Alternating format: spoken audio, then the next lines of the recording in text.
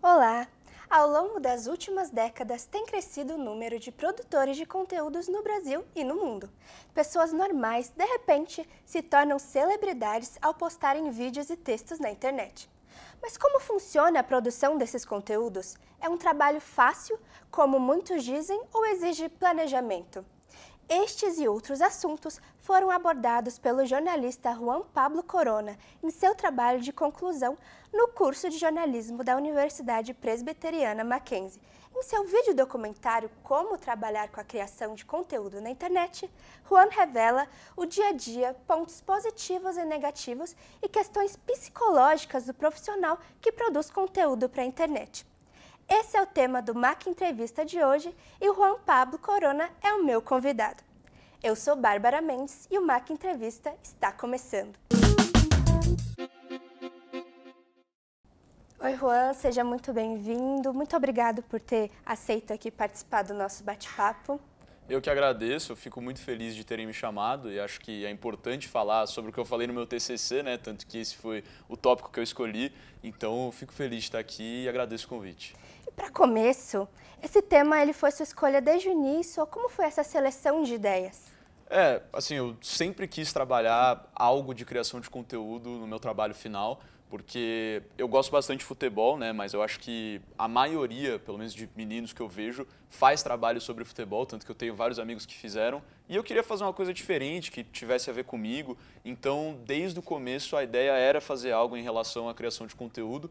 Depois, claro, a ideia foi se moldando e o projeto também, né? Porque você revisa ali com o orientador e as coisas vão indo para direcionamentos diferentes do que você tinha pensado inicialmente, mas sim, desde o começo eu queria trabalhar com criação de conteúdo. E você atua como criador de conteúdo, mas como tudo começou? Foi antes da faculdade ou durante? Então, eu comecei a trabalhar com criação de conteúdo na pandemia. Eu estava ali, na verdade eu comecei na faculdade em psicologia e aí depois disso eu vi que eu fiz 6 meses, gostei, mas falei, pô, não é meu negócio. E aí, quando eu fui entrar para jornalismo, lá em 2021, eu percebi que eu queria ter algum diferencial, alguma coisa para, né, como é uma área muito concorrida, ainda mais a parte esportiva, que é o que eu quero trabalhar, falei, pô, deixa eu criar alguma coisa, ter um diferencial, ter um portfólio de certa forma, e aí eu comecei a fazer os vídeos na internet. Salve, salve, rapaziada, como é que vocês estão? Hoje a gente tá aqui para falar sobre as melhores escolhas dessa temporada 8 do IAFC, mais especificamente a temporada dos Mutantes. E sem mais enrolação, só peço pra antes você se inscrever aqui, porque eu tô começando com os vídeos no YouTube e a inscrição ajuda bastante. No seu trabalho, você diz também que você já passou por períodos de instabilidades nas visualizações e que isso afeta também o emocional. Então, como é lidar com essa pressão por engajamento e por números? É complicado porque eu acho que a internet é um lugar muito instável em vários sentidos. Então você tem uma instabilidade financeira em que você não tem, dificilmente você tem uma renda fixa, a menos que você tenha um contrato com alguma patrocinadora ou publicidade mensal mesmo. Então é um ambiente muito instável e também instável em questão de críticas, elogios, as visualizações, que nem você falou.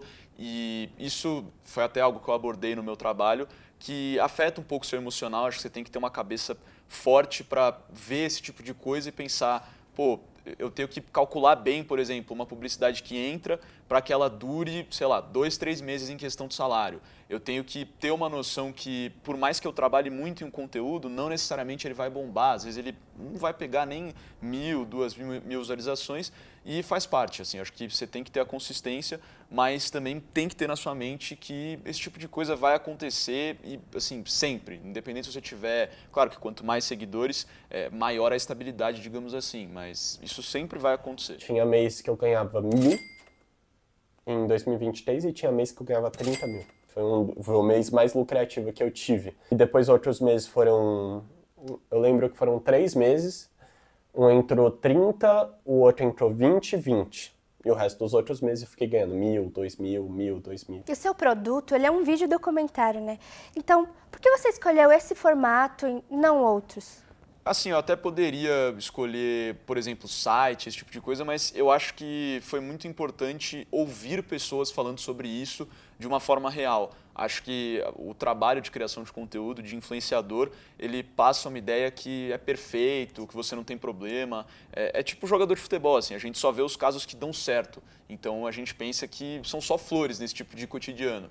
E eu acho que foi muito importante ter esse contato com pessoas que trabalham e ouvir elas falando em um vídeo para entender que não, você tem seus problemas, você vai ter uma questão financeira, você vai ter uma questão emocional, mental. Então acho que esse contato humano, assim, até para as pessoas que assistem, de ouvir gente falando isso, foi extremamente importante e isso foi um ponto essencial. Eu acho que muito das redes sociais acabou trazendo o marketing de influência, que nada mais é do que uma pessoa fazendo a propaganda do teu produto, só que uma pessoa fazendo no dia a dia. Ou seja, eu compro sem saber que eu tô sendo influenciada. Mas nem sempre as publicidades cairão magicamente do céu. Se você só aguardar essas propostas chegarem sabendo que essas publicidades são grande parte da sua renda, você fica meio que à mercê do acaso, do tipo, pô, se vier, nota 10. Se não vier, você faz o quê? Você não come, não vai pagar conta. O seu vídeo documentário, ele é no formato participativo, então você aparece na frente das câmeras, você interage com as fontes, então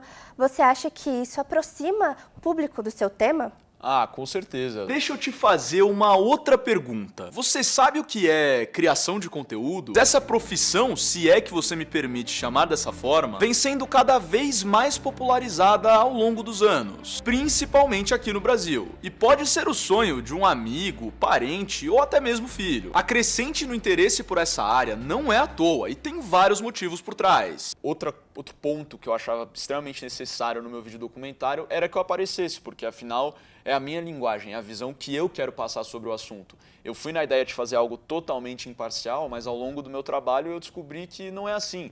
Eu queria dar um ponto de vista de que, claro, ser um criador de conteúdo tem inúmeras vantagens e é algo muito bom, é uma vida que os próprios influenciadores falaram que eles não podem reclamar, são diversos privilégios, mas eu queria mostrar esse lado ruim também, fazer algo nesse sentido jornalístico de ter os dois lados da moeda. E por isso, na minha visão, era essencial que eu apresentasse, que eu montasse o roteiro, que eu fizesse as perguntas, claro, com o auxílio do meu orientador, mas que eu tivesse a cara do projeto ali.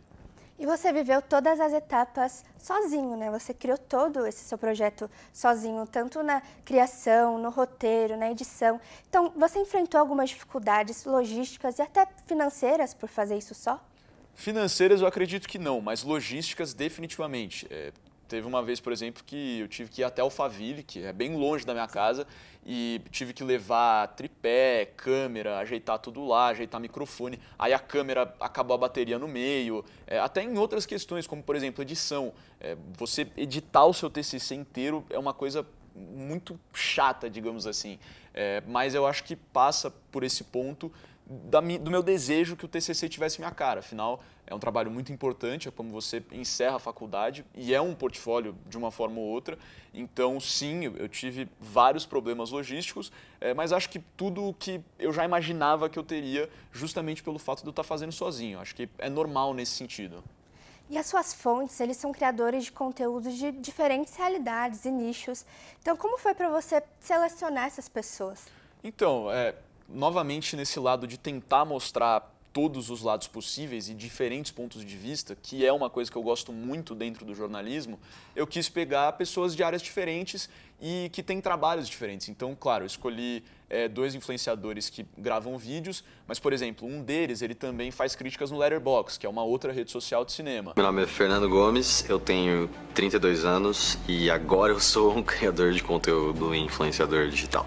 Aí o terceiro influenciador, ele era um cara que faz live. Então tudo bem, ele também faz vídeos, mas o ponto principal dele é ficar em transmissão ao vivo, que é uma coisa diferente. Minha profissão hoje é criador de conteúdo, streamer de IFC 25, né? Diariamente eu tenho lives. A live acaba sendo o grande palco ali do cenário do IFC. Eu consegui reparar que as pessoas acabam me conhecendo mais, os criadores de conteúdo já sabem alguma coisa sobre mim, a galera no geral acaba me conhecendo muito mais. Isso, nesse ramo de games e tal, você fazer live, você ter ali o seu conteúdo de stream, é muito importante. E eu acho que é importante mostrar essa versatilidade da criação de conteúdo.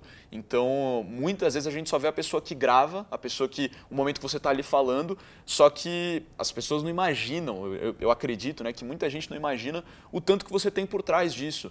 Então, eu até falei, né, um dos meus entrevistados, o Marco, ele citou que ele tem editor, ele tem uma equipe. Eu pego a notícia, coleto as informações que eu posso ter, no caso, monto um roteiro. Antes disso, eu já aviso o meu editor.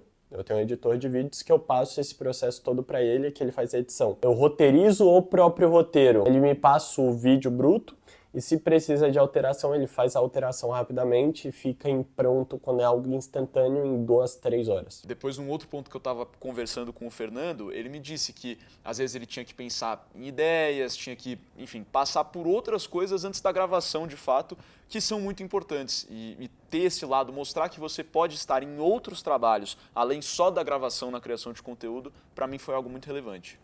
E no jornalismo, você sempre se interessou só nessa parte digital ou você já pensou em outras áreas, como redação, TV, rádio? Então, eu até gosto dessas outras partes, só que eu acho que eu gosto muito mais da criação de conteúdo, justamente por eu ter autonomia e trabalhar com o que eu gosto.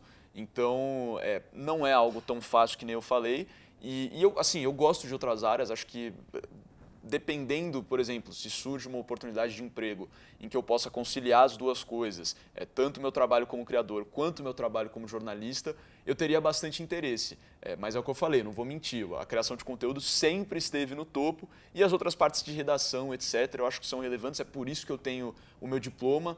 Caso, por exemplo, meu trabalho com criação de conteúdo não dê certo, eu posso ir para esses lados também, mas, novamente, acho que a criação de conteúdo está no topo dos meus interesses.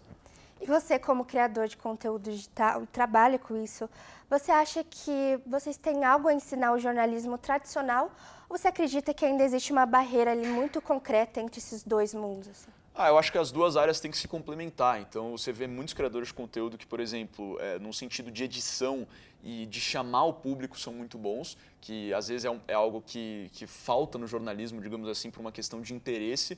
Mas eu acho que o jornalismo também tem muita importância para ensinar a criação de conteúdo, questões éticas, por exemplo. Então, hoje, ao mesmo tempo que você tem muita gente que é boa em chamar pessoas para assistir o conteúdo, que, como eu falei, acho que é algo que o jornalismo tem dificuldade, você tem gente que também fala muita besteira num sentido de mentira, notícia falsa, e dá essa exagerada só para ter audiência. O que eu acho que é algo que no jornalismo é bem respeitado por emissoras que têm credibilidade, por programas que têm credibilidade. Então, eu acredito que os dois se complementam ali e eles sempre vão estar de mão dada. Por mais que sejam duas coisas diferentes, eu acho que o criador de conteúdo sempre vai ter algo a ensinar para o jornalista e vice-versa. Não dá pra falar que todo influenciador possui credibilidade. A gente sabe muito bem o tanto de pilantragem e besteira que pode aparecer nas redes sociais. Mas o ponto é que, apesar de bastante fake news e gente mal intencionada, a internet também abriu seu espaço para conteúdos inéditos, bem feitos e que merecem reconhecimento. Para você, qual foi o maior aprendizado nesse processo do trabalho de conclusão de curso? Eu acho que eu gostei muito de passar por todas as áreas do jornalismo. Isso, para mim, era algo essencial. Assim. Eu até estagiei no meu período de faculdade, mas era muito nessa parte de criação de conteúdo. Então, antes de sair, até para me preparar para o mundo profissional, mundo corporativo, eu queria ver, por exemplo, como funcionava a função de um âncora, de um editor, de um roteirista, de pontos que são importantes e estão dentro do jornalismo. Então, para mim, o principal aprendizado foi ver essas tantas funções que você faz por trás do jornalismo e o quão difíceis elas podem ser e o quanto trabalho elas exigem. Juan, se você pudesse dar uma dica para quem está começando a produzir o TCC agora, qual dica você daria? Eu falaria para fazer as coisas direito, ficar tranquilo. Eu acho que você até pode, assim, sendo realista, você até pode fazer um TCC que não fique tão bom e que seja mais para passar. E claro que eu sempre entendo pessoas que fazem isso porque estão conciliando, por exemplo, com um trabalho ou, enfim, com algo que exija muito, que não tem tanto tempo. Mas eu acredito que se você tem o tempo necessário e eu acho que na grade do Mackenzie eles te dão o tempo para trabalhar, para pensar, para fazer as coisas direito, eu acho que vale a pena o esforço, é algo que você se sente orgulhoso, é algo que melhora a sua autoestima e é algo que você leva para a vida toda. Então, como eu falei ao início da questão do portfólio, você sempre vai poder mostrar, você sempre vai poder falar, olha, eu que fiz isso aqui, eu que fui a cabeça por trás disso. Então, como eu falei, assim, eu acho que minha dica é, você vai ter o tempo para fazer, você vai ter o auxílio para fazer, então faz a sua parte e o resto você deixa para o seu orientador, você deixa para os avaliadores, acho que só tem que fazer o seu. Juan, eu queria agradecer novamente, desejar muito sucesso na sua carreira profissional e muito obrigada. Eu que agradeço e, enfim, acho que é isso. Obrigado.